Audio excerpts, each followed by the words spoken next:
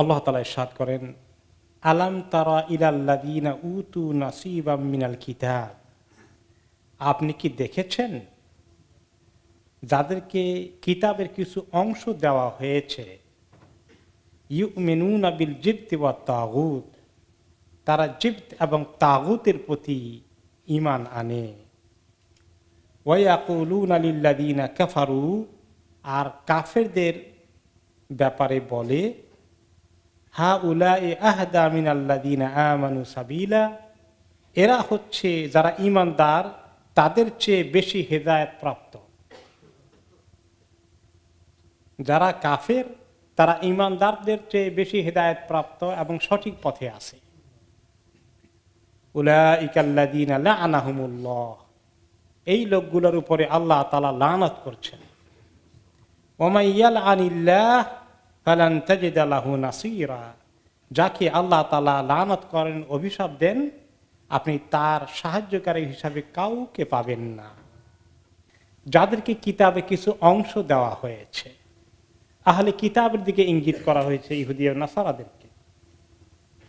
তাদেরকে কিতাবের অংশ দেওয়া হয়েছে, কিতাবকে পুরা দেওয়া হয়নি, তাদেরকে দেওয়া হয়েছে। নাসিবা মিনাল কিতাব, কিতাবের অংশ দেওয়া হয়েছে। আল্লাহ তাআলা কেন বলছেন?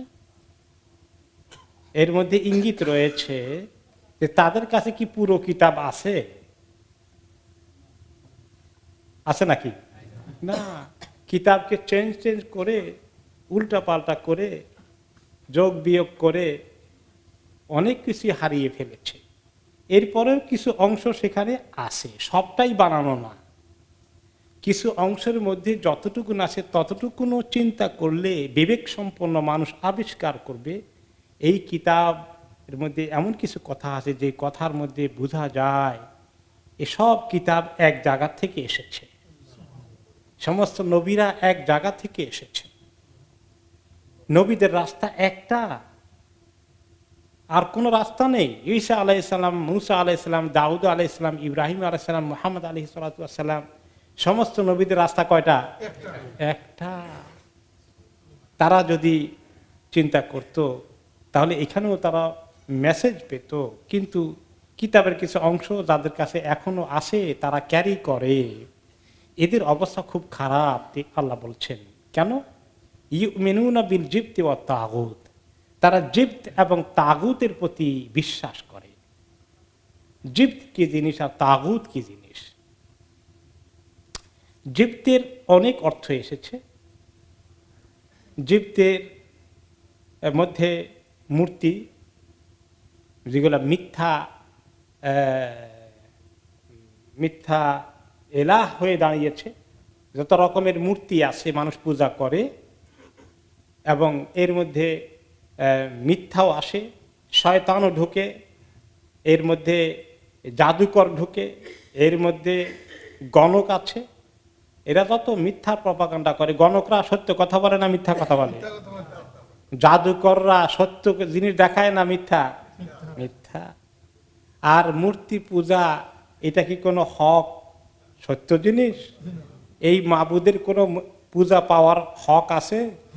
ইবাদত পাওয়ার হক আছে? তাহলে সবটাই মিথ্যা। এই জিবতের ভিতরে সবগুলো চলে আসে। তো এরা কিতাব দেওয়া হয়েছে, কিন্তু এরা জিবত, মিথ্যাকে তারা গ্রহণ করেছে, মিথ্যা মাবুদ বানিয়ে নিয়েছে, জাদুর চর্চা করে, গণক তাদের মধ্যে রয়েছে, সেগুলোর কথাকে তারা বিশ্বাস করে, ঈমান আনে, কিতাবওয়ালা হওয়া সত্ত্বেও এগুলো করে তারা। জিবত আর তাগুত খোদাদ্রোহী শক্তি, আল্লাহর বিরুদ্ধে যে সমস্ত শক্তি আছে, তাগুতের মধ্যে শয়তান আসে, তাগুতের মধ্যে মানুষকে আল্লাহর দিন থেকে সরিয়ে নিয়ে অন্য কিছু চাপিয়ে দেওয়ার যারা কাজ করে, তাদেরকে মেনে নেওয়া, সমস্ত এই শক্তিগুলো হচ্ছে তাগুত।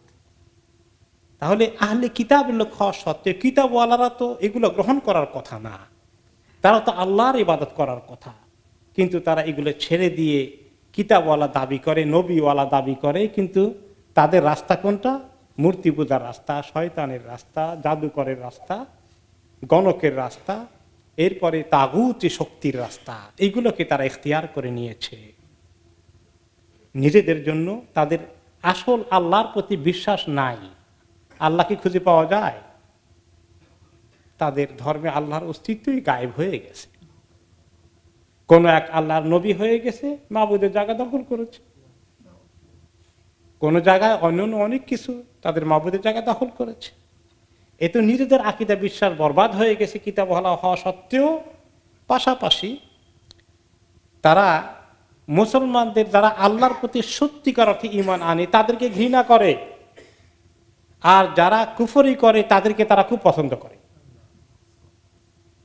ওয়ায়াকুলুনা লিল্লাযিনা কাফারু, কাফেরদের ব্যাপারে তারা বলে হাউলাই আহদা, এরা অনেক বেশি হেদায়েতের উপরে আছে, মিনাল্লাযিনা আমানু সাবিলা, যারা ঈমানদার, যারা আল্লাহর প্রতি ঈমান এনেছে তাদের তুলনায় কাফেররা সঠিক পথে আছে।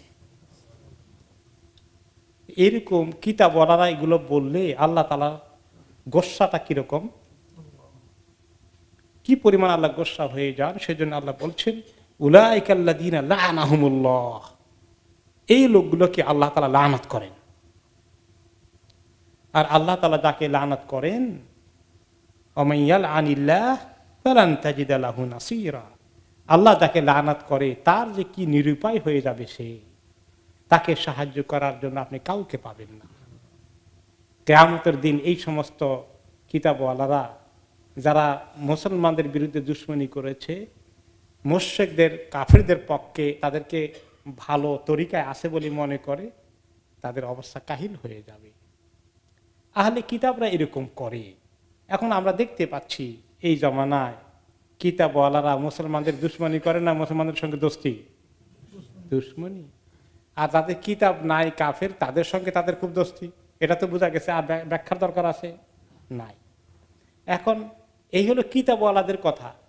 তো মুসলমানদের মধ্যে এরকম লোক পাওয়া যায় কিনা? তারা মনে করে যে যারা হিন্দু, বৌদ্ধ, খ্রিস্টান, অন্য ধর্ম, কাদিয়ানি, তারা সবাই সঠিক পথে আছে, খালি যারা ভালো আমল করে, দিন ইসলামের চর্চা করে, এরাই খারাপ। এরকম মনে করার প্রবণতা আছে কিনা? আছে। দোস্তি কার সাথে? ভালো দিনদারের সঙ্গে না, বেদিনের সঙ্গে দোস্তি। তাকে অত্যন্ত আন্তরিক মনে করে, তার উপরে নির্ভর করে, তার সহযোগিতা চায়। আর যারা ভালো ইসলামওয়ালা তাদের দুশমনী করে কিনা?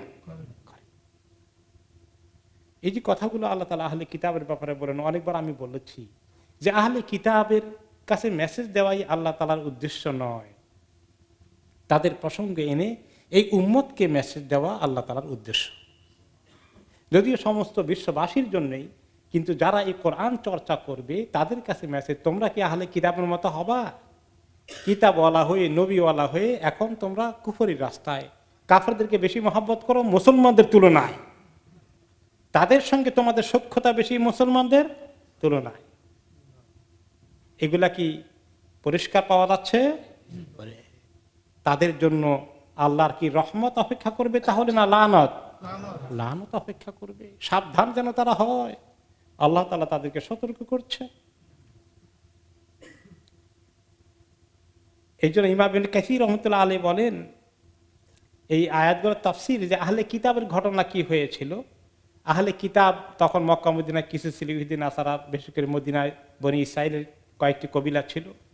কি করতো? ইফাদ্দালুনাল কুফারা আলাল মুসলিমিন, মুসলমানদের তুলনায় তারা মক্কার কাফেরদেরকে বেশি গুরুত্ব দিত, তাদেরকে উত্তম মনে করত। হুয়াই ইবনে আখতাব এবং কাব ইবনে আশরাফ, এই দুইজন বড় ব্যক্তিত্ব বনি ইসরাইলের মদিনায় বসবাসকারী, তারা আসলো কোথায়? মক্কার লোকদের কাছে আসলো। ওকে, তো মক্কায় তারা যখন আসলো, এরা তো কিতাবওয়ালা, তাদের কাছে মুসা আলাইহিস সালামের তাওরাত আছে বলে তারা দাবি করে। তো মক্কাওয়ালারা তাদেরকে, মক্কার কাফের যারা আছে তারা জিজ্ঞেস করলো, আনতুম আহলুল কিতাব ও আহলুল ইলম ফাআখবিরুনা আন্না, তোমরা তো কিতাবওয়ালা, তোমাদের পূর্বপুরুষরা সব নবী ছিল, কত কিতাব এসেছে তোমাদের হাতে আছে, আমাদের ব্যাপারে বলো, আর মুহাম্মাদের ব্যাপারে ফয়সালা করে দাও, কারা রাইট পথে আছে, কারা রং পথে আছে। আমরা যারা আছি রাইট পথে আসি না মুহাম্মদ আর তার অনুসারীরা রাইট পথে আছে, বলো একটু। ফাকালু মা আনতুম ওমা মুহাম্মদ, তো তারা খুব বুদ্ধিমানের পরিচয় দিয়ে চট করে বলে দেয় নাই, তারা খুব বুদ্ধিজীবী মার্কা মানুষ তো, আর দুইজনই খুব বড় বুদ্ধিজীবী কবি, তাদের অনেক নাম কাম আছে। তো যেগুলো হঠাৎ করে মন্তব্য না করে দিয়ে একটু পাকাপোক্ত তরিকায় বুদ্ধিজীবীর মতো কাজ করা দরকার, পাতলামি করা ঠিক না। তো বললো যে তোমাদের ব্যাপারটা বলো, তোমরা কি করো আর মুহাম্মদ কি করে আমাদেরকে বর্ণনা দাও, তারপরে আমরা ফয়সালা দেব। ফাকালু নাহনু নাসিলুল আরহাম ওয়া নানহারুল কাওমা ওয়া নাসকিল মা আলাল লাবান ওয়া নাফুকুল আনি ওয়া নাসকিল হাজিজ। তারা বলল আমরা যে কত ভালো কাজ করি, কি লিস্ট তোমাকে দেব।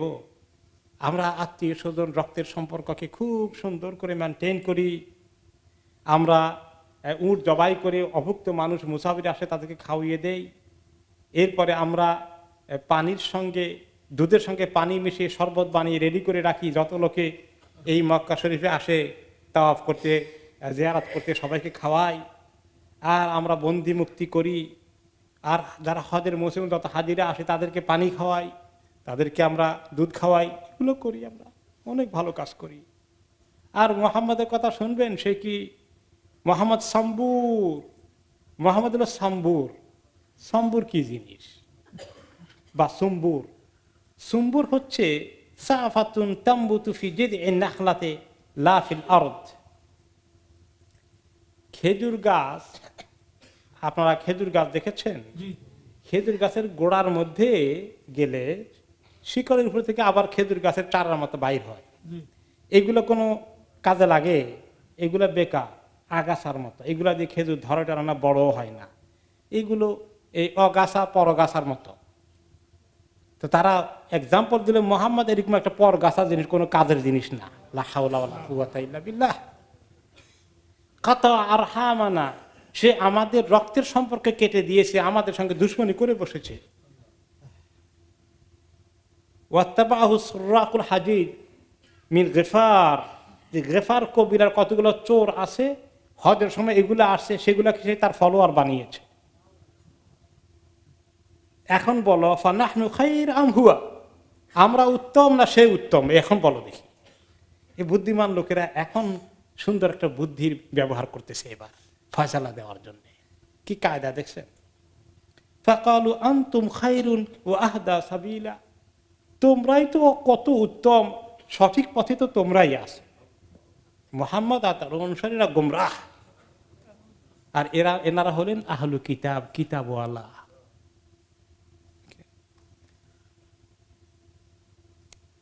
এভাবে করে আল্লাহ রাব্বুল আলামিন, আসলে তারা ওখানে গিয়েছিল কি কাজে জানেন? তারা ওখানে গিয়েছিল তবুক খন্দকের যুদ্ধের আগে। কারণ বদর যুদ্ধে মদিনার যারা ইসলামের দুশমন ছিল, মুনাফিক এবং আহলে কিতাবের অনুসারী যারা ছিল, তারা মনে করেছিল বদর যুদ্ধেই মুহাম্মদ আর মুসলমানরা শেষ হয়ে যাবে। হয় নাই, বরঞ্চ বিজয় লাভ করেছে। উহুদের যুদ্ধে মোটামুটি মুসলমানরা কিছু পরাজিত হলেও, ক্ষয়ক্ষতি হলেও, কিন্তু চূড়ান্ত ফয়সালা হয়ে মুসলমানরা শেষ হয়ে যায়নি। মদিনায় আবার তারা টিকে গেছে। এখন এই যারা মুনাফিক আছে আর ইসলামের দুশমন আহলে কিতাবের শক্তি মদিনায় আছে, এদের মাথায় ঢুকলো কোরাইশ আলাদরকে কিভাবে আরো উৎসাহিত করা যায়, শেষ মার দিয়ে এই মুসলমানদেরকে, মুহাম্মদ সাল্লাল্লাহু আলাইহি ওয়াসাল্লামকে মদিনা থেকে নিশ্চিহ্ন করে দেওয়া যায়। তারা এই জন্য তাদের প্রতিনিধি দল কয়েকবার মক্কায় গিয়েছে যে তোমরা বদর উহুদ যুদ্ধ করে টায়ার্ড হয়ে গেছো, আর একটা আখেরি মার দাও, আমরা আসি ভিতর থেকে হেল্প করব। কোরাইশদের কাছে গিয়েছে, গাতফান এবং অন্যান্য কবিরার কাছে গিয়ে গিয়ে গিয়ে গিয়ে তারা তাশকিল করেছে, উৎসাহিত করেছে, এবং যার ফলে খন্দকের যুদ্ধে কি হয়েছে, সমস্ত আরবের কোরাইশ সহ বাকি কবিলাগুলো ঐক্যবদ্ধ হয়ে এসেছে মদিনা আক্রমণ করতে। ঠিক কিনা? আর এত বড় আক্রমণ করতে এসেছে, সালমান আল ফারিসি রাদিয়াল্লাহু আনহুর পরামর্শে রাসূলুল্লাহ সাল্লাল্লাহু আলাইহি ওয়াসাল্লাম কি করলেন, যে তারা বিরাট বাহিনী এসেছে, সামনাসামনি গেলে আমাদের ক্ষয়ক্ষতি বেশি হয়ে যাবে, এই জন্য কিভাবে ক্ষয়ক্ষতি কম করা যায় তার জন্য বুদ্ধি দিলেন সালমান, কি মদিনার চতুর্দিকে পরিখা খনন করে, মানে খালের মতো খনন করে, ডিগ করতে গভীর করে, যাতে তারা মদিনায় ঢুকতে না পারে। তাহলে শক্তিটা খন্দকের সময় কত বড় শক্তি হয়ে এসেছিল, অনেক বড়, বদরের মতো আর খন্দকের ওহদের মতো নয়। তো এই ইহুদিরা বা ওই মদিনার এই লোকগুলো মক্কায় গিয়ে উস্কানি দিয়ে এগুলো করে আসছে। এবং তারপরে যখন তারা ওখান থেকে রওনা হয়েছে মদিনামুখী হয়ে, ভিতরে থেকে এরা প্রচার করতে থাকলো যে এইবার কিন্তু বদরও না, ওহদও না, সমস্ত আরব ঐক্যবদ্ধ হয়ে এসেছে। কাজ্জামাউলাকুম ইন্নান্নাসা কাজ্জামাউলাকুম, খবরদার, এই সারা দুনিয়ার বড় অ্যালায়েন্স জমা হয়ে গেছে তোমাদের এগেইনস্টে, ফাখশাউহুম, অনেক ভয় করতে হবে, আগের মতো হলে হবে না, তোমাদের এবারে এত সহজ না লড়াই করা। তো এই ভয়ের কথা প্রচার করা শুরু করে দিল। তো এই ভয়ের কথা শুনে মুসলমানদের মধ্যে কি ভয় সৃষ্টি হয়ে গেল? ফাযাদাহুম ঈমানা, তাদের ঈমান আরো বেড়ে গেল। ওয়াকালু হাসবুনাল্লাহু ওয়া নি'মাল ওয়াকিল, এই কথা মুমিনরা বলে দিলেন। এবং তখন আল্লাহ তাআলা কি করলেন, যে এই কথা বলার কারণে আল্লাহ তাআলা তাদেরকে সাহায্য করলেন। কিভাবে সাহায্য করলেন? তারা আক্রমণ করার কোনো তরিকা পায় না, সাহস পায় না, সুযোগ পায় না। কিভাবে এই খাল পরীক্ষা অতিক্রম করে মদিনায় ঢুকবে, অপেক্ষা করছে, কোনো তরিকা খুঁজে পাচ্ছে না। আর আল্লাহ রাব্বুল আলামিন কয়েকদিন পরীক্ষা করে মুসলমানদেরকে টিকিয়ে রেখে তারপরে রাতের অন্ধকারে আল্লাহ তার নিজের বাহিনী পাঠিয়ে দিলেন। সেই বাহিনীর নাম কি? বাতাস, তুফান। এমন তুফান আসলো, তাদের সরঞ্জাম, ক্যাম্প সব লন্ডভন্ড হয়ে, হান্ডি পাতিল, খাবার দাবার, চাল ডাল সব উড়ে গেল বাতাসে, কাপড় চোপড় সব ছুটে চলে যাচ্ছে। এমন ভয় পড়ে গেছে যে যেমন পাশে কয় আর থাকা যাবে না, চলো মক্কার দিকে দে ছুট। নবী করিম সাল্লাল্লাহু আলাইহি ওয়াসাল্লাম যখন দেখলেন যে তুফান আসছে, তিনি টের পাইলেন যে আমার আল্লাহ বোধহয় তার বাহিনী পাঠিয়ে দিয়েছেন। তারপরে তিনি ওনার লোক পাঠালেন, 2 সাহাবীকে, খবর নিয়ে আসো তো, দেখো তো কওমের খবর কি। এসে দেখলেন যে লন্ডভন্ড হয়ে সব ভাগছে, তাদের এখানে সেখানে হান্ডি পাতিল ছড়ি ছিটিয়ে আছে। তো আল্লাহ তাআলা বলে দিলেন, ওয়াকাফাল্লাহুল মুমিনিনাল কিতাল, মুমিনদের পক্ষ থেকে আল্লাহ তাআলা একাই যুদ্ধ করে শেষ করে দিয়েছেন। আল্লাহ একাই ডিল করেছেন, মুমিনদের যুদ্ধ করা লাগেনি। তো তারা এত ষড়যন্ত্র করেছে কাফেরদেরকে উৎসাহিত করতে, তোমরা হক তরিকায় আসো, এরা মুহাম্মদ এবং তার অনুসারীরা বাতিল তরিকায় আছে। এই কথা আল্লাহর কাছে এত কষ্ট লেগেছে, আল্লাহ তাআলা এত বেশি গোসা হয়েছেন, তিনি বলেছেন উলাইকাল্লাযিনা লাআনাহুমুল্লাহ, এদেরকে আল্লাহ তাআলা লাআনাত করেন। কাজে আহলে কিতাবের তরিকা ধরে যারা আজকে মুসলমানদের বিরুদ্ধে অবস্থান গ্রহণ করে, তথাকথিত মুসলমান, তাদের প্রতি আল্লাহ তাআলা কি লানত দেবেন না রহমত দেবেন? লানত। লানত কখন কিভাবে আসবে? হ্যাঁ, সেটা তো দুনিয়ার মধ্যে লানতটাই আমাদের কাছে বড়, কিন্তু আসল লানত কোথায় হবে? আখিরাতে। দুনিয়া আল্লাহ তাআলা মানুষকে যত আযাব দেয়, জাহান্নামের আযাবের তুলনা সেটা কতটুকুন হবে? কিছু না। কিন্তু এটা কনফার্ম যে আল্লাহ তাদেরকে লানত করেছেন। লানত করলে আল্লাহ, লানতের অর্থ হচ্ছে রহমত থেকে নিরাশ করে দেওয়া, চিরদিনের জন্য হতাশ করে দেওয়া। কোনোদিন তারা আল্লাহর রহমত পাবে না। আর তারা এত অসহায় হয়ে যাবে, এত শক্তির অধিকারী আজকে তারা, তাদের শক্তির মনে হয় কোনো অভাব নাই, তাই না? শক্তির মহড়া, দিনকে রাত করা যায়, রাতকে দিন করা যায়, অপরাধীকে মারানো যায়, ফেরেশতা, ফেরেশতার মতো লোককে বানানো যায় বড় ক্রিমিনাল, করা হচ্ছে না? এত ক্ষমতা আজকে আছে, আল্লাহ ক্ষমতার কোনো অভাব নাই মনে হয়। সেদিন কি হবে? যখন তারা এই বিপদে পড়বে, লাআনতে পড়বে, জাহান্নামে জ্বলবে, ফালান তাজিদা লাহু নাসীরা, তাদেরকে সাহায্য করার কাউকে পাওয়া যাবে না। আজকে তাদের অনেক বন্ধু আছে, আজকে দিনের দুশমনরা সবাই তাদেরকে হেল্প করতে এগিয়ে আসে। কি সাহায্য লাগবে বলো, আমরা আছি। কিন্তু সেদিন কেউই থাকবে না। কি কঠিন দিন তাদের সামনে অপেক্ষা করছে, মানুষ কি জানে? যে আল্লাহ তাআলা তো সূরা আল আহজাবে বলেছেন ওই যারা এরকম শক্তি মহড়া নিয়ে খন্দকে এসেছিল তাদেরকে আল্লাহ তাআলা কিভাবে নিপাত করেছেন। ওয়ারাদ্দাল্লাহুল্লাযীনা কাফারু বিগাইযিহিম, যারা কুফরি করেছে, কাফের শক্তি এসেছিল মদিনা আক্রমণ করতে, তাদেরকে আল্লাহ রদ করে দিয়েছেন, ফেরত দিয়ে দিয়েছেন, তাদেরকে পালিয়ে যেতে বাধ্য করেছেন। বিগাইযিহিম, পালিয়ে যে গিয়েছে খুব খুশির সাথে পালিয়ে গিয়েছে, খুব কষ্ট নিয়ে আসলাম কোন কাজে, ফেলিউর হয়ে চলে গেলাম, নিজের গোসা নিজে গিলে গিলে যেতে হয়েছে। ওয়াকাফাল্লাহুল মুমিনিনাল কিতাল, মুমিনদের পক্ষ থেকে আল্লাহ তাআলা নিজেই কেতালের যুদ্ধের কাজ সেরে দিয়েছেন। ওয়া কানাল্লাহু কাউইয়ান আজিজা, আল্লাহ হচ্ছেন অনেক শক্তিশালী, অপরাজিত, তাকে পরাভূত করতে পারে পৃথিবীতে কোনো শক্তি নেই। আহলে কিতাবের লোকদের অনেক হিংসা মুসলমানদের ব্যাপারে। এই হিংসা কি এখন টের পাওয়া যায়? কিছু পাওয়া যায়? হ্যাঁ, সেই কথা আল্লাহ তাআলা বহুত আগে লিখে রেখেছেন। আমরা মনে করছি আহলে কিতাবের সব খালি বন্ধু। হিংসাদের ভিতরে ভিতরে কিরকম আছে টের পাওয়া যাচ্ছে। আম লাহুম নাসিবুম মিনাল মুলক ফাইযাল লা ইউতুনান নাসা নাকিরা, এই যে তারা এত হিংসা, কোনো ভালো জিনিস মুসলমানদের হোক থাকুক পাক, এরা তারা সহ্য করতে পারে না। আল্লাহ তাআলা বলেছেন এই যে নবুয়ত দিয়েছেন আল্লাহ তাআলা কাকে? মুহাম্মদ সাল্লাল্লাহু আলাইহি সাল্লামকে। তিনি ইসমাঈল আলাইহিস সালামের আওলাদ। আর বনি ইসরাইল চেয়েছিল কোথায় আসবে এই নবুয়ত? বনি ইসরাইলের ভিতরে আসবে, ইসহাক আলাইহিস সালামের আওলাদের মধ্যে আসবে। কেন ইসহাকের আওলাদে আসেনি, ইসমাইলের আওলাদে এসেছে? এইটা সহ্য করা যায় না, এটা অ্যাকসেপ্ট করা যাবে না। আপনারা তাফসীর শুনেছেন, দুই ভাই কথাবার্তা বলতেছে, তাদের ছেলে বলতেছে আমার বাবা আর আমার চাচা কথা বলতেছে, তো চাচা বাবাকে বলে যে বাবা একটু বেশি নলেজেবল, উনি কি ওই লোক নাকি যার কথা তাওরাতে এসেছে, এই লক্ষণগুলো?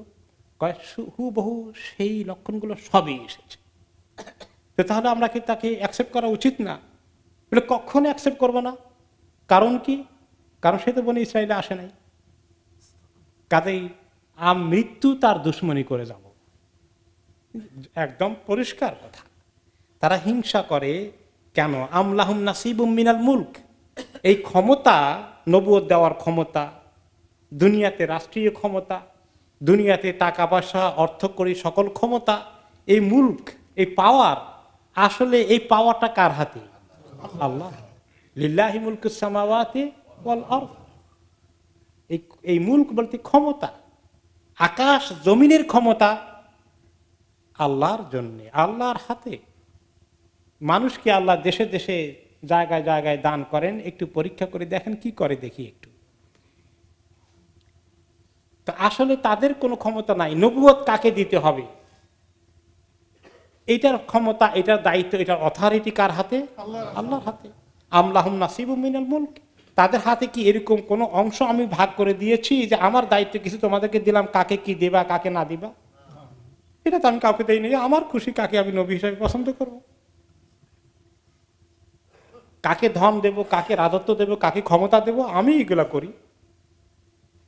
ফাইযাল্লাহ ইউতুনান নাসা নাকিরা, তাদের যে অবস্থা, যদি সত্যি তাদেরকে একটু ক্ষমতা দিতাম আমি আমার থেকে নিয়ে, যে আমার থেকে নিয়ে আমি রাখলাম না তোমাদেরকে দিলাম এটা, তাহলে মনে হয় তারা সব নিজের কাছে রাখতো, মানুষকে কিচ্ছু দিত না কাউকে। আর নাকিরা, লা ইউতুনান নাসা নাকিরা, সত্যি ক্ষমতা তাদের হাতে গেলে তারা মানুষকে নাকির পরিমাণও দিত না।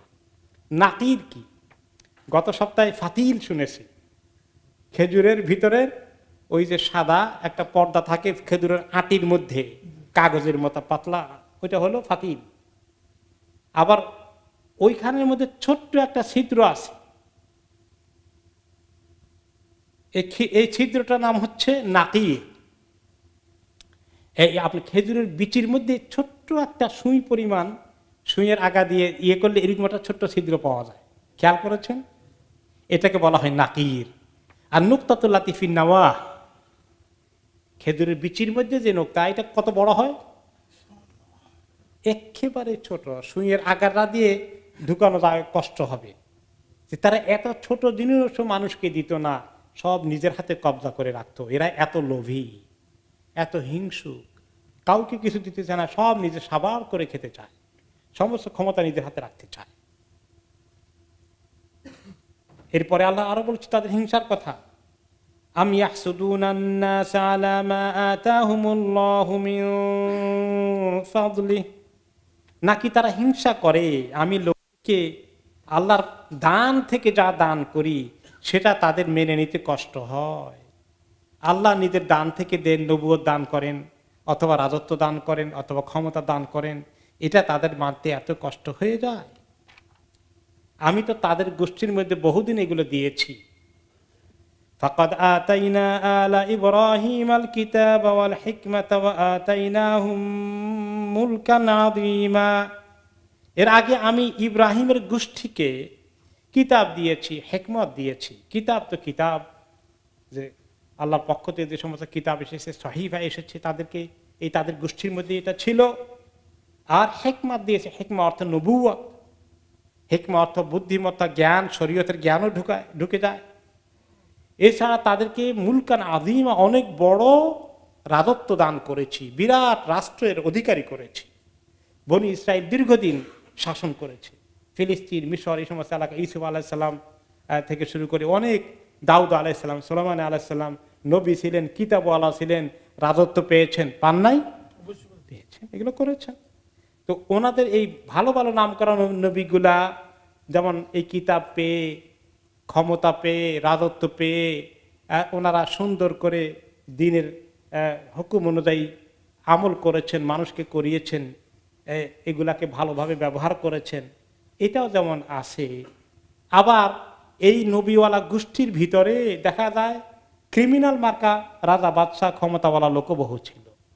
সে কথা আল্লাহ তাআলা পরের আয়াতে বলছেন, ফামিনহুম মান আমানা বিহি ওয়া মিনহুম মান সাদ্দান, তাদের মধ্যে অনেকেই আল্লাহর প্রতি ঈমান এনেছে, ঈমানের দাবি পূরণ করে তারা এগুলাকে ব্যবহার করেছে। কিন্তু বাকি কিছু আছে যে তারা এগুলোর বিরুদ্ধে অবস্থান নিয়েছে, নবীর উত্তরাধিকারী হয়েছে, কিতাবের উত্তরাধিকারী হয়েছে, সম্পদের, রাজত্বের অধিকারী হয়েছে, কিন্তু আল্লাহর হুকুম মত শরীয়তকে কায়েম করেনি, উল্টা পাল্টা করেছে, শরীয়তের বিরুদ্ধে অবস্থান নিয়েছে, দুশমনী করেছে। যারা নবীর বংশে, ইব্রাহিম আলাইহিস সালামের বংশে জন্ম নিয়ে এরকম অন্যায় কাজ করেছে, তাদেরকে আল্লাহ কি করেছেন, ওয়াকাফা বিজাহান্নামা সাইরা, তাদের জন্য জাহান্নামের আগুনই জ্বলার জন্য যথেষ্ট, এর চেয়ে ভালো কোনো শাস্তি তাদের জন্য আর হতে পারে না। তো কাজেই তাদেরকে, তারা যে বলে তারাই হকদার, তারা কি হক কায়েম করেছে? নবীদের পরে পরবর্তী পর্যায়ে তাদের মধ্যে বিকৃতি এসেছে, নবী রাস্তা থেকে সরে গিয়েছে। সেজন্যই তো আল্লাহ তাআলা আরেকজনকে পছন্দ করেছেন, যিনি সত্যিকার অর্থে কোনো ধরনের দুর্নীতির আশ্রয় না নিয়ে পরিপূর্ণভাবে আল্লাহর দ্বীনের তরিকায় দেশ গঠন করবেন, রাষ্ট্র গঠন করবেন, মানুষকে সেই তরিকায় রাখবেন। তিনি হচ্ছেন মুহাম্মদ সাল্লাল্লাহু আলাইহি ওয়াসাল্লাম। এই লোকটাকে দিয়ে, এই মহান ব্যক্তিকে দিয়ে আল্লাহ তাআলা দ্বীনের কাজ করাচ্ছেন কেন? তাদের দুর্নীতি মার্কা লোকগুলোকে দেয় নাই কেন নবুয়ত? এইটা তাদের হিংসা আর অভিযোগ। এখন জাহান্নাম তাদের জন্য যথেষ্ট, শুধুমাত্র বংশের বড়াই। গত সপ্তাহে বলেছিলাম, পীর জাদা, অমুক কিছু, অমুক বংশ, সাইয়েদ বংশ থেকে শুরু করে অনেক সাইয়েদ বংশ লোক ভালো আছেন, সবাই মাইন্ড করবেন না। তো এরকম বংশের শুধু সার্টিফিকেট দিয়ে কি কাজ হবে?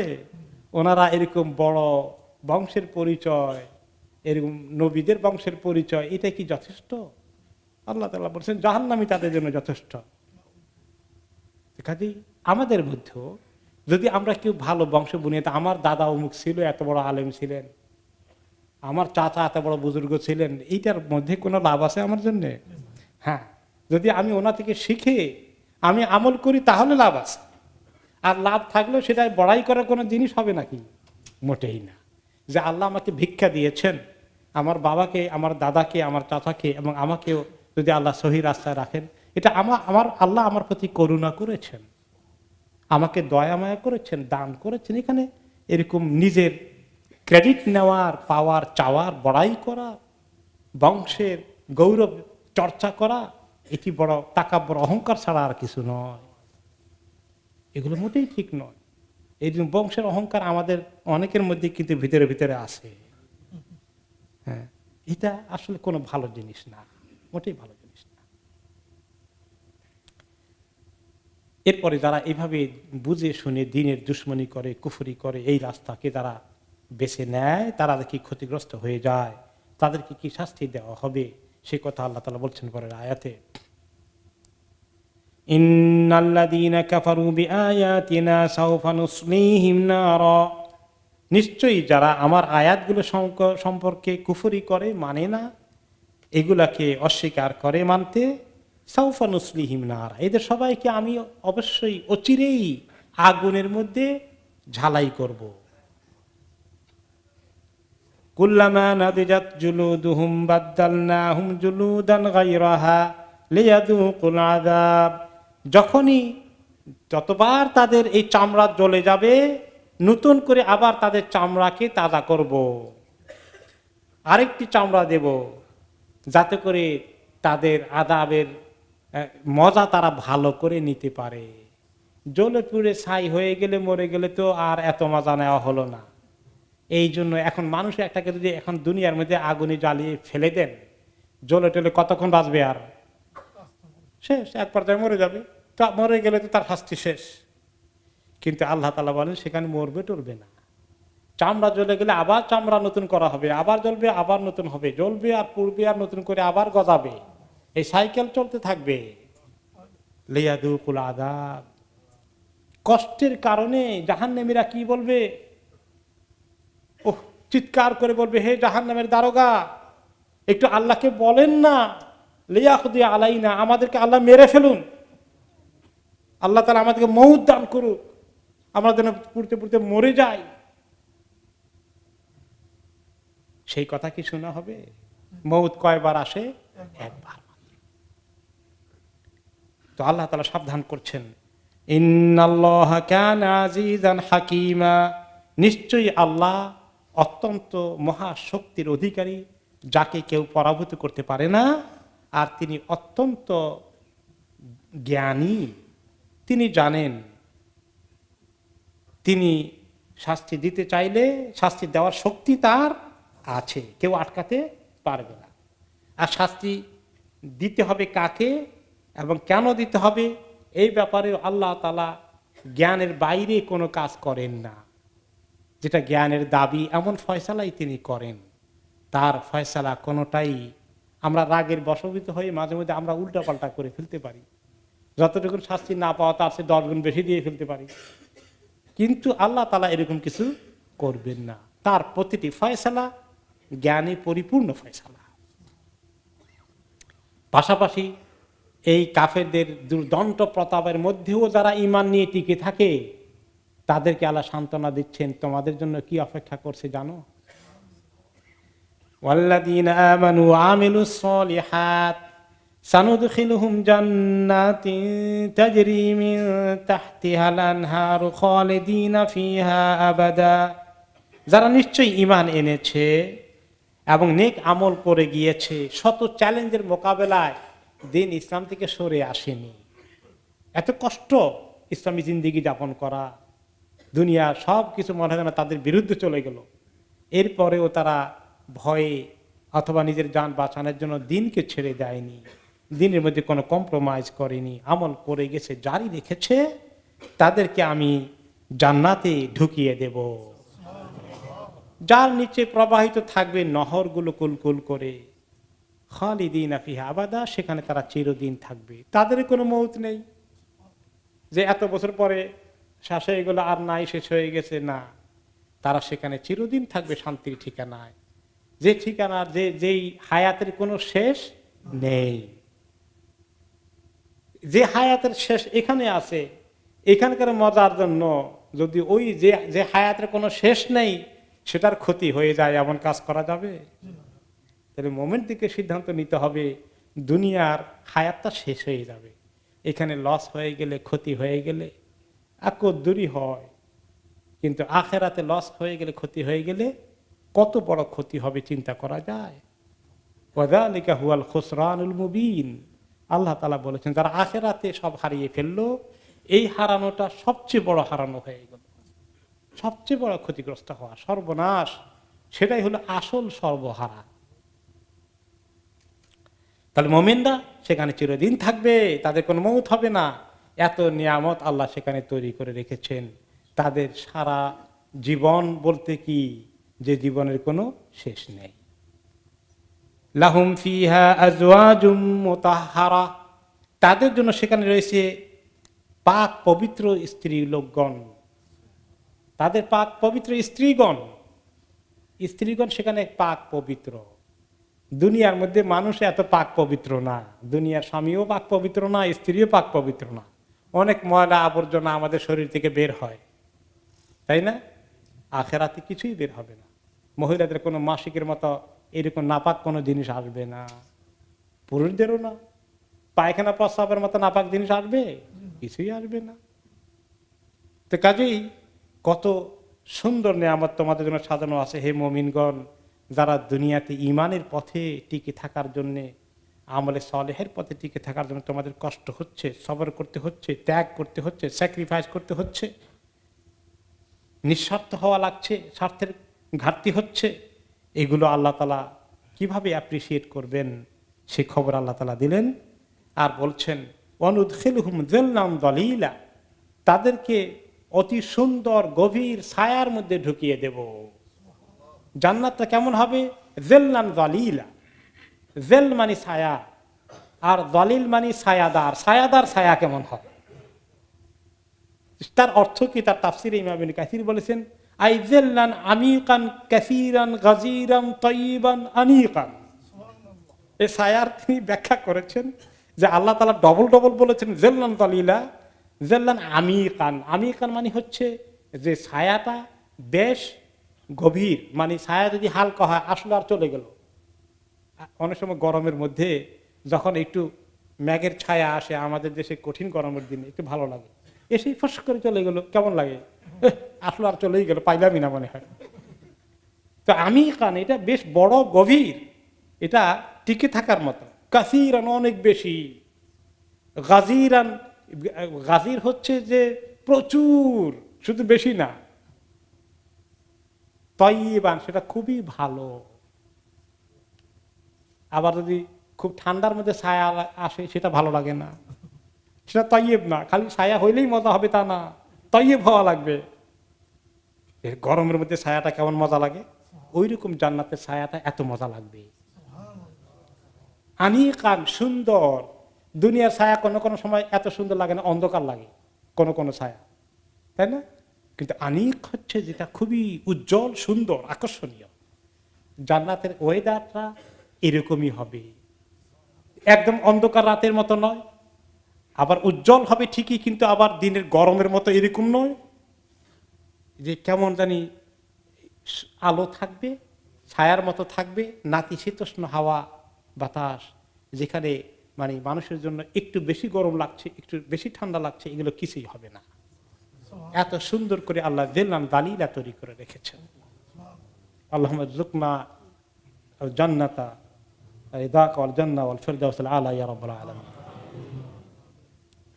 জান্নাতের এই যিল্লান যালিল, এই সুন্দর ছায়া কতটুকুন সাইজ হবে, তার এরিয়া কতটুকুন হতে পারে, এবং এই ছায়াটা কিসের ছায়া? দুনিয়াতে মেঘের ছায়া, কিন্তু জান্নাতে মেঘের ছায়া না, গাছের ছায়া।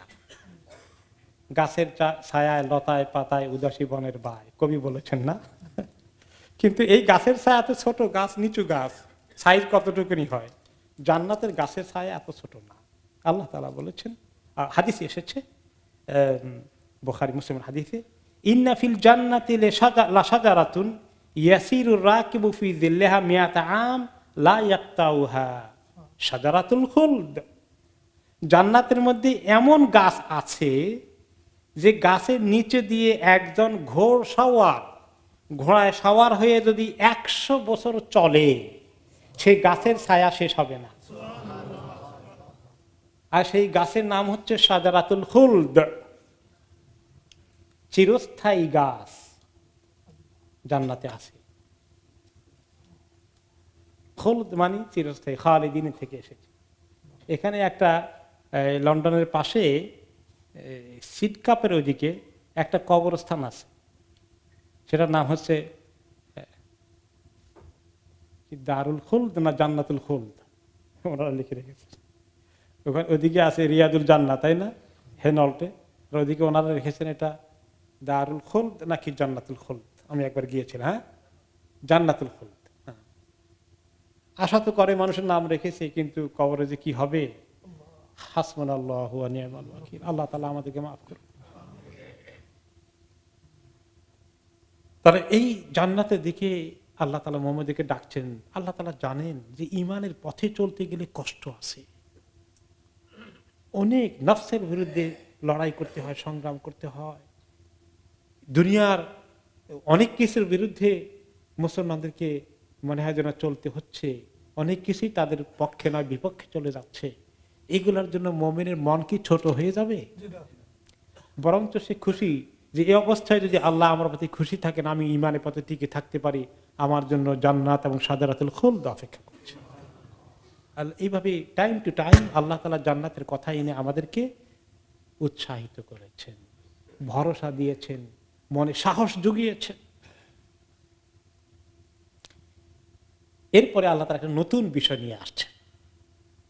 ইন্নাল্লাহা ইয়া'মুরুকুম আন তু'আদ্দুল আমানাতি ইলা আহলিহা ওয়া ইযা হাকামতুম বাইনান নাসি আন তাহকুমু বিল আদল ইন্নাল্লাহা নি'ম্মা ইয়া'iদুকুম বিহি ইন্নাল্লাহা কানা সামিআন বাসীরা।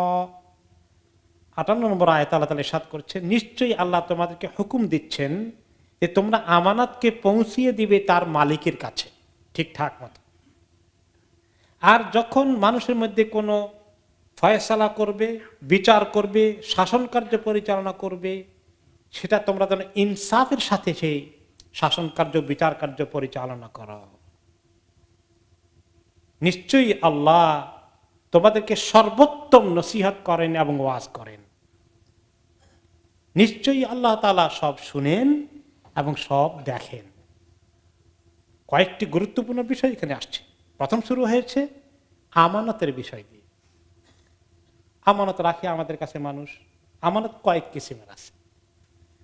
আল্লাহর আমানত আমাদের কাছে আছে, আর মানুষের আমানতও আমাদের কাছে থাকে। আল্লাহর আমানত কি? ঠিক মতো ঈমান আনা, সহি আকীদা বিশ্বাস করা। আল্লাহর সঙ্গে কোনো শরীক আছে না। যদি কেউ শিরক যোগ করে আল্লাহর আমানতকে খেয়ানত করে ফেললো। আকীদার ক্ষেত্রে সহি আকীদা, খুবই সহি ঈমান দরকার, শিরক মুক্ত।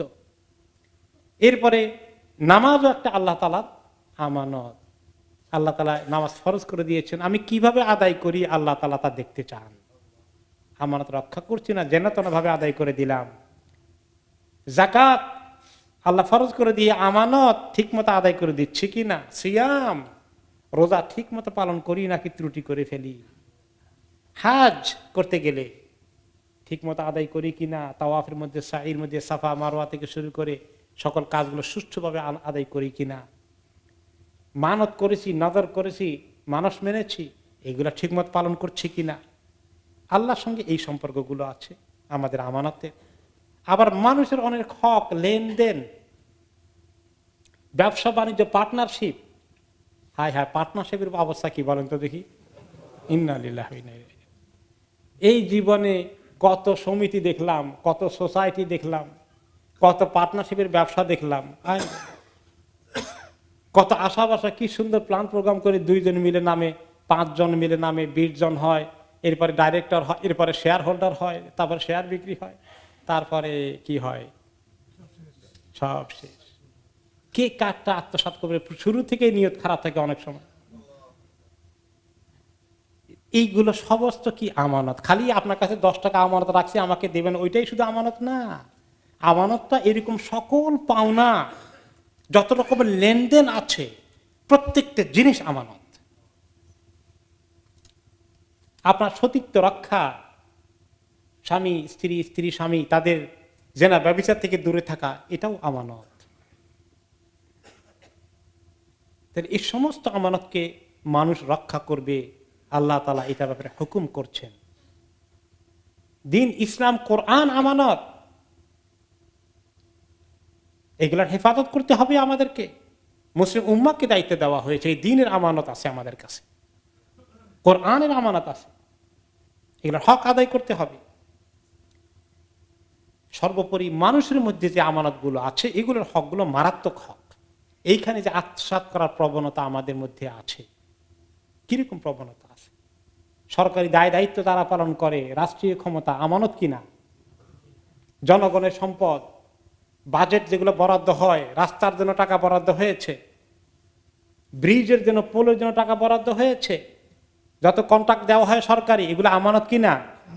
খেয়ানত কেমন হচ্ছে? 50% খরচ হয় কিনা? আল্লাহু আকবার। আমানতের খেয়ানত কেমনে করতে হয় এইটা দেখার জন্য কোথায় দিতে হবে? মুসলমানদের ভিতরে দিতে হবে। আমাদের দেশে গেলে আর একটু ভালো করে পাওয়া যাবে। ইন্না লিল্লাহি ওয়া ইন্না ইলাইহি। আমাদের প্রতিবেশী দেশও যেটা আছে,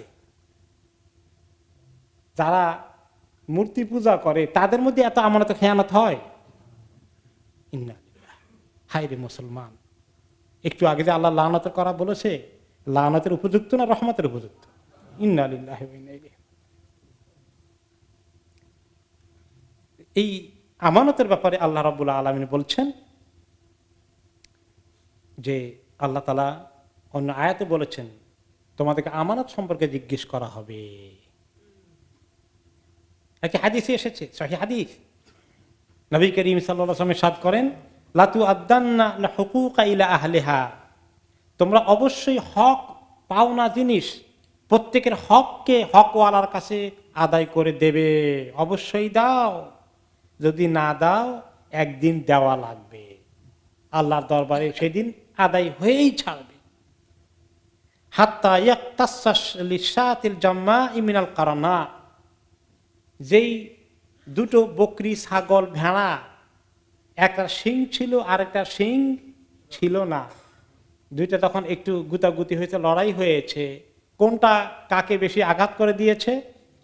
শিংওয়ালাটা, যার শিং নাই তাকে আঘাত করে কষ্ট দিয়েছে, কারণ ওই বেচারা আঘাত করতে পারে নাই, তার তো শিং নাই। এই জুলুমকে আল্লাহ তাআলা দেখেছেন। এই যে জুলুম করা হয়েছে, তার হক নষ্ট করা হয়েছে, আল্লাহ তাআলা কিয়ামতের দিন এই নেড়ে, যার শিং ছিল না, ওই ছাগল বা ভেড়াটাকে উঠাবেন, আর যে শিংওয়ালাটা তাকে কষ্ট দিয়েছে তাকে উঠাবেন হাসরের ময়দানে। বলবেন যে তাকে, যার নেড়াটাকে শিং দেবেন আর ওইটাকে শিং দেবেন না। বলবে যে তোমাকে যে কয়টা গুতা দিয়েছিল সেই কয়টা গুতা দিয়ে শোধ করে দাও। তারপরে তাদেরকে সবাইকে মাটির সঙ্গে মিশিয়ে মৌত করে শেষ করে দিবেন, ফিনিশ। মুসলমানকে শুধু এরকম করে ছেড়ে দিবেন, মানুষকে এরকম করে ছেড়ে দিবেন না। তাহলে সেদিন আদায় করতে হবে। কিভাবে আদায় করতে হবে? একটি হাদিসে এসেছে যে শাহাদা, যদি কেউ শহীদ হয়ে যায় আল্লাহর রাস্তায়, তার সমস্ত গুনাহ মাফ হয়ে যায়, ইল্লাল আমানা, আমানতের খেয়ানত করলে এটা শহীদকেও আল্লাহ মাফ করবেন না। এবং মানুষের হক, বান্দার হক, হুকুকুল ইবাদ,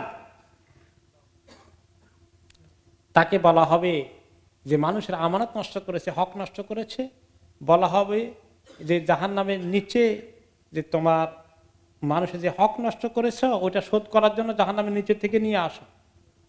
সে জাহান্নামের নিচে যাবে এবং সেটা মাথায় করে উঠবে, উঠতে উঠতে জাহান্নামের উপরে উঠবে, মানে এটা উঠলেই তার আশা, এটা দিয়ে দিলে তাকে মুক্ত করে দেওয়া হবে। যেই সে জাহান্নামের উপরে ভাগে উঠবে, উঠে এখন কেবল বাইর হওয়ার চেষ্টা করবে, ওই সময় আবার ধপ করে পড়ে যাবে, আবার গিয়ে ওটা উঠতে চাইবে, আবার গিয়ে পড়ে যাবে, এরকম করে তার এই কষ্ট চলতে থাকবে। আমানত এত মারাত্মক জিনিস। আজকে মুসলিম উম্মার মধ্যে এত বেশি খেয়ানত হচ্ছে, অন্য কোনো উম্মতের মধ্যে এত বেশি হচ্ছে কিনা? চিন্তার বিষয়। যাদেরকে এত সতর্কবাণী করা হয়েছে তারা কোথায় গেল, কেন এই কথাগুলো শুনছেন? আসল কথা হচ্ছে যে এগুলো কি তারা জীবনে শুনেছে? শোনার কোনো গরজ আছে? বলছে এগুলা যাতে শোনানো না হয় সেটা বন্ধ করার ফন্দিতে তারা আছে।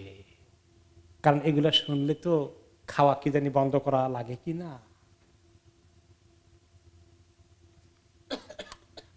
কিভাবে নবী করিম সাল্লাল্লাহু আলাইহি সাল্লাম এই আয়াতটা কখন নাজিল হয়েছে তার কথা আমরা একটু পরেই শুনি। এই আয়াতের পরের অংশে আল্লাহ তাআলা বলেছেন আমানাতের কথা গেল, পরের অংশে আসছে ওয়াইদা হাকামতুম বাইনান নাসি আন তাহকুমু বিল আদল, যখন লোকদের মধ্যে কোনো ফয়সালা করো, বিচার করো, শাসন কার্য পরিচালনা করো, তখন ইনসাফের ভিত্তিতে করো। তাহকুমু বিল আদল, ইনসাফের ভিত্তিতে হুকুম করো। এই হুকুমের দুটো অর্থ, জাস্ট ফয়সালা করে দেওয়া। একটা কেস এসেছে কোর্টের মধ্যে, একজন হকওয়ালা আরেকজন বাতিলপন্থী হকওয়ালার হক আদায় করতে চেয়েছে, নিজের পকেটে ঢুকাতে চেয়েছে। এটা যেমন এই হুকুমের মধ্যে আসে, তেমনি শাসন কার্য পরিচালনা করাটাও হুকুমের মধ্যে চলে আসে। চাই সেটা বিচার ব্যবস্থা হোক, চাই সেটা সামগ্রিকভাবে শাসন ব্যবস্থা হোক, এসব কিছুর মধ্যে প্রিন্সিপাল হবে আদল, মূলনীতি হবে ইনসাফ।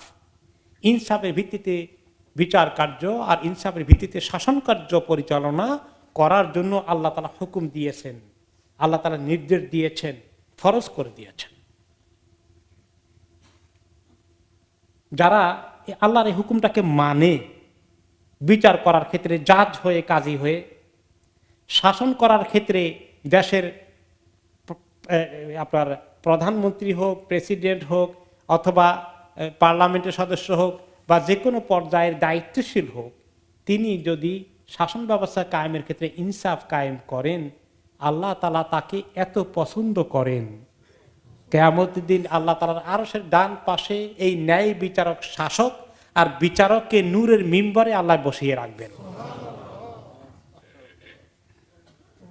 ন্যায় বিচারক, শাসক এবং বিচারক, তার এত মর্যাদা আল্লাহ তাআলার কাছে।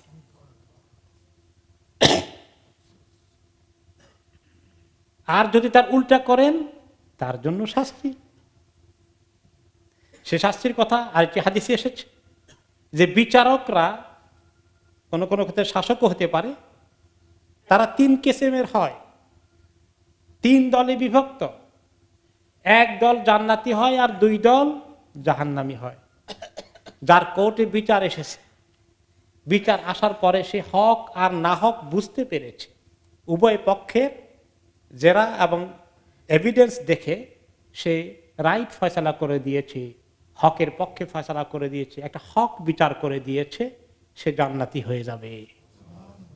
হে বিচারকরা, আপনারা জান্নাতে যেতে পারবেন যদি হক বিচার কায়েম করেন। আর দ্বিতীয় ধরনের বিচারক হচ্ছে সে হক আর বাতিল বুঝতে পারলো না, বুঝার চেষ্টা করলো না, না বুঝে উল্টা পাল্টা ফয়সালা করে দিল এবং হক নষ্ট হয়ে গেল। সেই ব্যক্তি জাহান্নামী হবে, সেই বিচারক জাহান্নামী হয়ে যাবে। আর যে বিচারক জেনে বুঝে, তার কোর্টে মিথ্যা কেস, মিথ্যা সাক্ষী সব এসেছে, মিথ্যা দলিলপত্র সাজানো হয়েছে, আর সে জেনে শুনে সেই মিথ্যার পক্ষে রায় দিয়ে দিচ্ছে, তার ঠিকানা কোথায়? জাহান্নাম। আহারে, আরেকজনকে খুশি করার জন্য নিজের জাহান্নামকে কনফার্ম করে নিল। কি দুর্ভাগ্য বিচারপতির! এরকম বিচারপতির অভাব আছে? ইন্না লিল্লাহি ওয়া ইন্না ইলাইহি রাজিউন। তারপরে আল্লাহ তাআলা বলছেন ইন্নাল্লাহা নি'মা ইয়াইদুকুম বিহ, দেখো আল্লাহ তাআলা যে তোমাদেরকে কত সুন্দর নসিহত করছেন। এই কথাগুলো কি আল্লাহ তাআলা কারো বিরুদ্ধে বলা, আল্লাহর আক্রোশ জাহির করা আল্লাহর উদ্দেশ্য? সমস্ত মানুষকে সতর্ক করা আল্লাহ তাআলার উদ্দেশ্য। ওয়া ইউহাযযিরুকুমুল্লাহু নাফসাহ, আল্লাহ তাআলা বলেছেন যে আল্লাহ তার শাস্তির ব্যাপারে, তার ক্ষমতার ব্যাপারে, তার আযাবের ব্যাপারে তোমাদেরকে সাবধান করছেন। আল্লাহ তো আমাদেরকে সাবধান করে দিচ্ছেন যেন আমরা এইরকম শাস্তির মোকাবিলা না হই। এখন আল্লাহর শাস্তি থেকে বাঁচার জন্য কোথায় যাব? আল্লাহ তাআলা বলেছেন ফাফিরু ইলাল্লাহ, আল্লাহর দিকে বাঁচাও, আল্লাহর দিকে পালাও। আল্লাহর শাস্তি থেকে বাঁচার জন্য কার কাছে পালাইতে হবে? আল্লাহর কাছেই পালাইতে হবে। আল্লাহ রাস্তা দেখিয়ে দিয়েছেন। আল্লাহর কাছে গেলেই আমরা নিরাপত্তা পেয়ে যাব। আল্লাহর কাছে যাওয়ার তরিকা হচ্ছে আল্লাহর হুকুম মানা, যে কথাগুলো আল্লাহ তাআলা বলেছেন এগুলোকে আমল করা।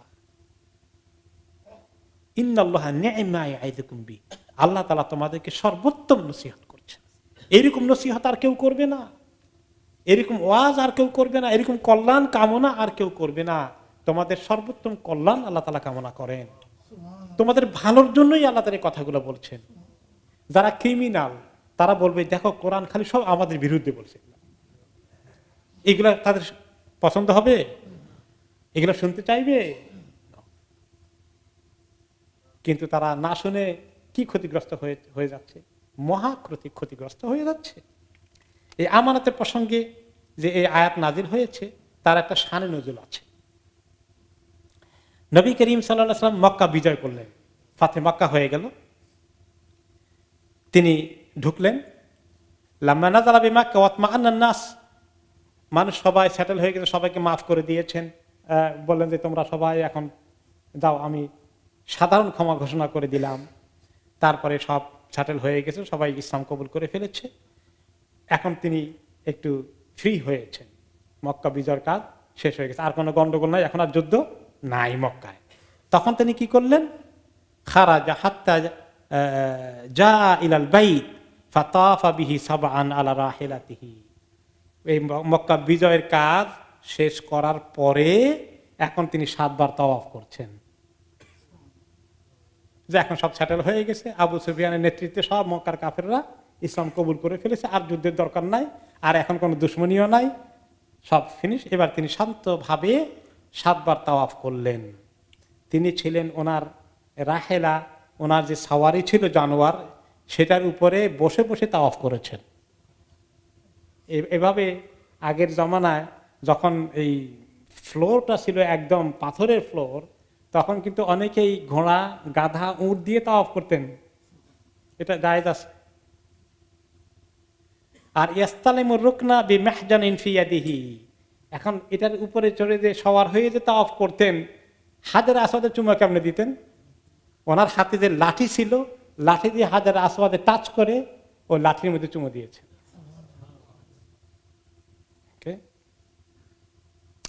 তারপরে তাওয়াফ যখন শেষ হয়ে গেল, 7 চক্কর তাওয়াফ শেষ, 2 রাকাত নামাজ হয়তো পড়েছেন তখন। তারপর উসমান ইবনে তালহা, যিনি কাবার চাবি হোল্ডার ছিলেন, কাবার চাবি একটা গোষ্ঠীর মধ্যে থাকতো, তার সেই গোষ্ঠীর তখন যিনি ইনচার্জ ছিলেন তিনি হচ্ছেন ওসমান ইবনে তালহা। তা থেকে চাবি নিলেন, নিয়ে তিনি কাবার ঘর খুললেন। এরপরে ফাওয়াজাদা ফিহা হামামাতান মিন ঈদানিন ফাকাসারাহা বিয়াদিহি সুম্মা তারাহাহা, ঢুকেই তা কাবার দরজা খুলে ঢুকলেন, ঢুকেই একদম দরজার সাথেই পেলেন একটা কবুতর, কাষ্ঠের একটা টুকরা দিয়ে কবুতর মতো বানিয়ে রাখা হয়েছে। এটার মধ্যে কোনো বরকত তারা আবিষ্কার করেছিল আর কি। তিনি ওটাকে ভেঙ্গে, হাত দিয়ে ভেঙ্গে ছুঁড়ে ফেলে দিলেন। সুম্মা ওয়াকাফা আলা বাবিল কাবা, এরপরে কাবা শরীফের দরজার উপরে দাঁড়ালেন, আর ওনার সামনে সব মানুষ জমায়েত হয়ে গেছে। মসজিদ, এই মসজিদে ওনার সামনে সমস্ত মানুষ ওনার কথা শোনার জন্য, উনি কিছু বলবেন, আর তিনি এই জন্য উঁচু জায়গায় দাঁড়িয়েছেন, কাবা শরীফের ফ্লোরে উঠে গেট বরাবর দাঁড়িয়ে সামনের দিকে অ্যাড্রেস করছেন। তারপরে তিনি কথা শুরু করে দিয়ে তখন প্রথমে শুরু করলেন ফাকাল লা ইলাহা ইল্লাল্লাহু ওয়াহদাহু লা শারীকা লাহু সাদাকা ওয়াদাহু ওয়া নাসরা আবদাহু ওয়া হাজামাল আহজাবা ওয়াহদাহ। আল্লাহ শুকর আদায় করলেন, আল্লাহ স্বীকৃতি দিলেন, তাওহীদের বাণী উচ্চারণ করলেন। যেখানে শিরক ছিল, কয়টা মূর্তি ছিল ভিতরে, সেগুলো ভাঙছেন, অন্য রিওয়ায়াতে আছে। তিনি লাঠি হাতে নিয়ে একটা একটা করে ভাঙছেন, আর কি বলেছেন? যা আল হাক্কু ওয়া যাহাকাল বাতিল, হক এসেছে, প্রতিষ্ঠিত হয়েছে, বাতিল বিতাড়িত, আর ভাঙলেন মূর্তিগুলো। এখানে তিনি বক্তৃতায় বলছেন লা ইলাহা ইল্লাল্লাহু ওয়াহদাহু লা শারীকা লাহু, আল্লাহ এক, তার কোনো শরীক নেই। সাদাকা ওয়াদাহু, আল্লাহ যে ওয়াদা করেছেন তার ওয়াদাকে ঠিক রেখেছেন। কিভাবে? ওয়া নাসারা আবদাহু, তার বান্দাকে সাহায্য করেছেন। সাহায্য না করলে বিনা যুদ্ধে মক্কা দখল হয়ে যেত।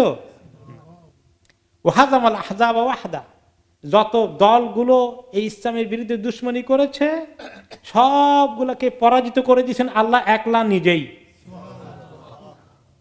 কারণ মুসলমানদের কোনো যুদ্ধ করা লাগে নাই, আল্লাহ তাআলা কাফেরদের দিলে মেয়েদের এমন ভয় ঢুকিয়ে দিলেন, আবু সুফিয়ান শেষ পর্যন্ত সন্ধির প্রস্তাব নিয়ে আসলে দরকার নাই বাবা যুদ্ধ করা, সারেন্ডার করে দিচ্ছি।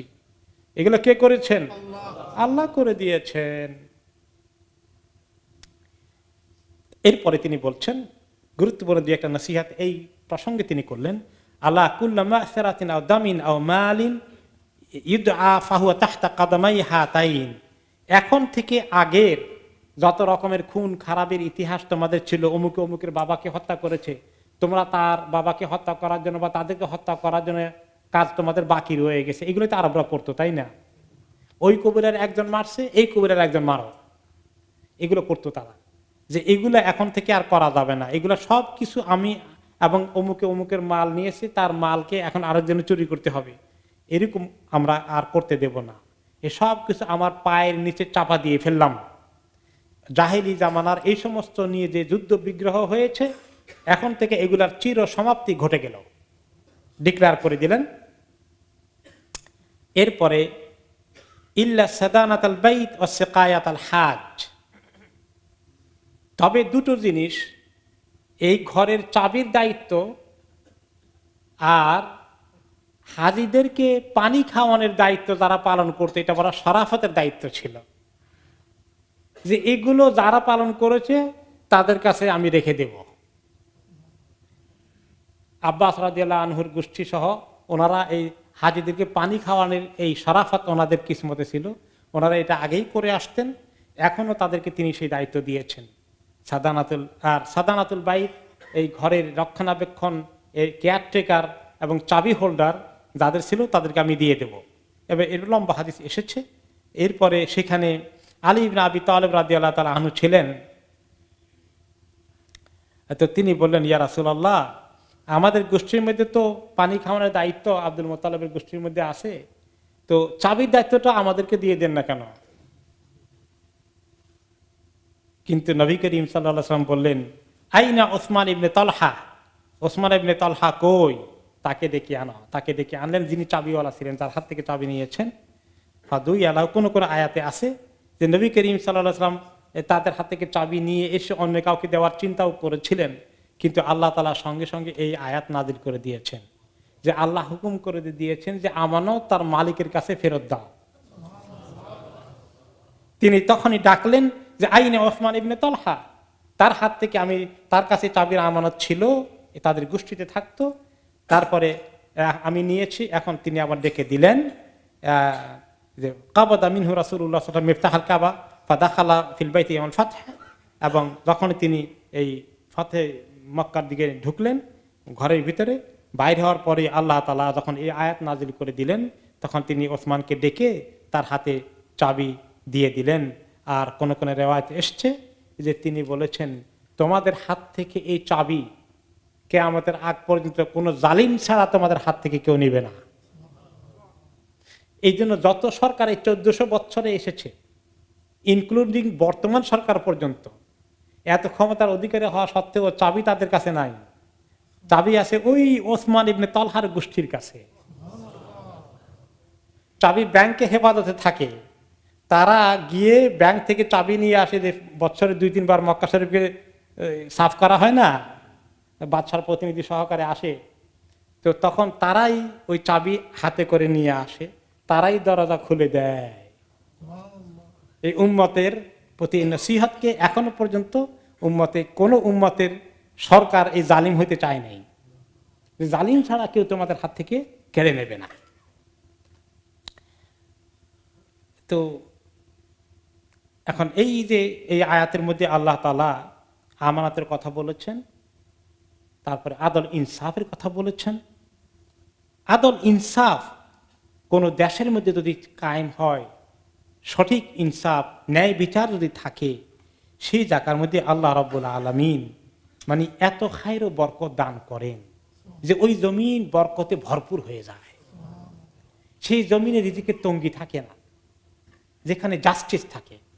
আর যেখানে জাস্টিস থাকে না সেখানে রিজিকের ঘাটতি, কমতি, অশান্তি, নিরাপত্তাহীনতা জায়গা দখল করে। আর বর্তমান পৃথিবীর ইতিহাস, ভূগোল তার একটা সুস্পষ্ট দলিল। একটি হাদিসে এসেছে, ইন্নাল্লাহা মাল হাকিমে মা লাম ইয়াজির ফাইদা জারা ওয়াকালাহু ইলা নাফসিহি।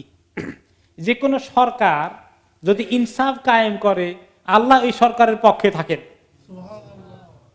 আর যখন বেইনসাফ হয়ে যায়, আল্লাহ তাআলা তাদের দায়িত্ব তাদের হাতে ছেড়ে দেন, তাদের হেফাজতের দায়িত্ব আল্লাহ নেন না। এখন এই হাকিম হইতে পারে অমুসলিম, হাকিম হইতে পারে অমুসলিম, সরকার হইতে পারে। এখান থেকে ওলামায়ে কেরাম বলেছেন, যদি অমুসলিম সরকার ইনসাফ কায়েম করে, সে অমুসলিম সরকারের ঠিকমতো রাষ্ট্র চালানোর জন্য হেফাজতের সুযোগ সুবিধা আল্লাহ তাদেরকে দিয়ে দিবেন। আর যদি মুসলমানও হয় কিন্তু বেইনসাফ হয়, তাদের সরকার চালানোর বড় কষ্টের কারণ হয়ে যাবে। আল্লাহ তাআলা সবসময় জালিম সরকারের বিরুদ্ধে থাকেন আর আদিল সরকারের পক্ষে থাকেন, ইনসাফ কায়েমকারী সরকারের পক্ষে থাকেন। কোন কোন আসারে এসেছে, আদল ইয়াউমিন কা ইবাদাতে আরবাঈনা সানা, একদিনের ইনসাফ 40 বছরের ইবাদতের নেকির সমান হয়ে যায়। এটা কোন কোন সাহাবীর কওল, এটা কোন নবী করিম সাল্লাল্লাহু আলাইহি ওয়াসাল্লাম হাদিস নয়, আসার বলা হয়েছে যে আদল ইয়াউমিন কা ইবাদাতে আরবাঈনা সানা। ইমাম ইবনে কাসির এটাকে কোট করেছেন যে একটি বার যদি ইনসাফ কায়েম করে 40 বছর ইবাদতের সমান সওয়াব আল্লাহ তাকে দান করেন। কথাটা অসম্ভব নয়, এই জন্য যে ইনসাফকারীকে আল্লাহ তাআলা বললেন না যে আরশের পাশে মিম্বারের নূরের মিম্বারে বসেই আল্লাহ সম্মান দান করবেন। আর আরেকটি হাদিস আপনারা শুনেছেন, সহিহ হাদিস, যে তাকে আল্লাহ তাআলা আরশের ছায়া দান করবেন। আরেকটি হাদিসে এসেছে, তাই না, যে 7 ধরনের লোককে আল্লাহ তাআলা আরশের নিচে ছায়া দিবেন। তাদের মধ্যে অন্যতম হচ্ছে ন্যায় বিচারক শাসক, ন্যায় প্রতিষ্ঠাকারী শাসক অথবা ন্যায় বিচারকারী বিচারক। তাদেরকে আল্লাহ তাআলা এত শান দিয়েছেন। আল্লাহ রাব্বুল আলামিন মুসলমান কওমের বিচারকগুলোকে, শাসকগুলোকে ন্যায় বিচার, ন্যায় শাসন কায়েম করার জন্য তৌফিক দান করুন। আমিন।